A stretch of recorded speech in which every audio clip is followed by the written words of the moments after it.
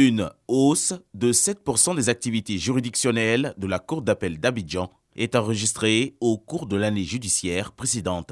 C'est le bilan communiqué par Henriette Sori-Naye, la procureure générale, et le premier président de la Cour, Tahirou Dembélé, à l'occasion de la rentrée judiciaire 2024-2025.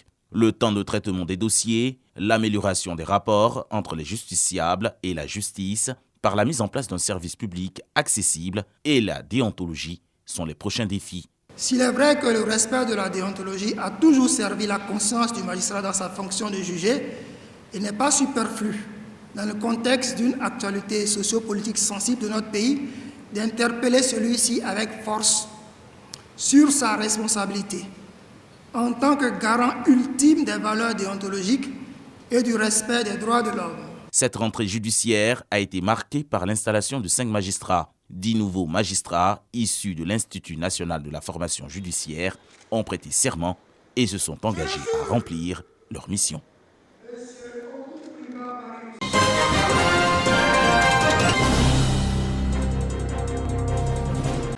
Depuis 2018, Grande African Nemo rassemble un nombre important de moyens militaires. C'est un exercice de partage d'expériences en vue d'améliorer le niveau opérationnel de 55 unités navales dans la lutte contre la piraterie maritime. La Côte d'Ivoire est engagée dans cette 7e édition avec 2 navires de guerre, à savoir le patrouilleur de haute mer Fatika et Espérance.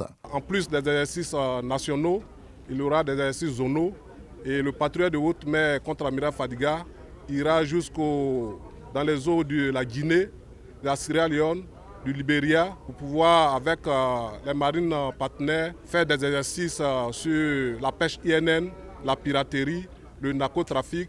Gano représente une occasion unique de mutualiser nos moyens et de partager nos connaissances.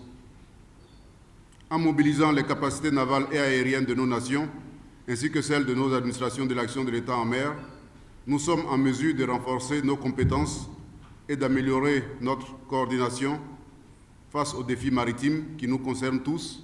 Débuté le 30 octobre 2024, cet exercice majeur multirégional pour la sécurisation du golfe de Guinée est co-organisé par la Marine nationale française et l'architecture de Yaoundé. Il va s'achever le 14 novembre prochain.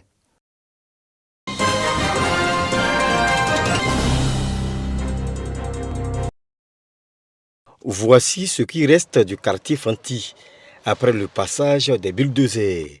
La mairie procède à la destruction de ce bidonville aux pilules des fumoirs du poisson dans la ville de Sassandra. Mais le quartier Fanti est au cœur de Sassandra. Sassandra est chef-lieu de région. Mais voyez-vous, lorsque les investisseurs viennent à Sassandra, ne serait-ce que voir ce quartier, ça fait que les gens même ne veulent même pas venir rester à Sassandra. Une opération qui n'est pas sans conséquences sur les habitants. Vraiment, à voir qu'ils sont détruits le coin, vraiment, ça nous touche. Mais nous aussi, on veut aussi le développement aussi de la ville. Nous sommes quittés à l'école, nous venons à la maison, nous trouvons que non, qu'ils ont cassé tout le coin. On ne sait pas où aller, maman fume du poisson. C'est dans ça qu'elle me met à l'école. Un déguerpissement à visage humain indique le premier magistrat de la ville. On ne peut pas faire un déguerpissement sans tenir compte de la relocalisation de nos parents. Le site est aménagé, tout est prêt. Tout est prêt. Ça fait près de 3 à 4 mois. Nous sommes derrière nos parents, nous demandons de partir. Le texte qu'elle nous a donné, c'est bon, on allait vérifier, mais c'est trop loin. Mais on va faire un effort pour aller là-bas. Pour les autorités municipales, il faut donner fière allure à la ville balnéaire et touristique de Sassandra.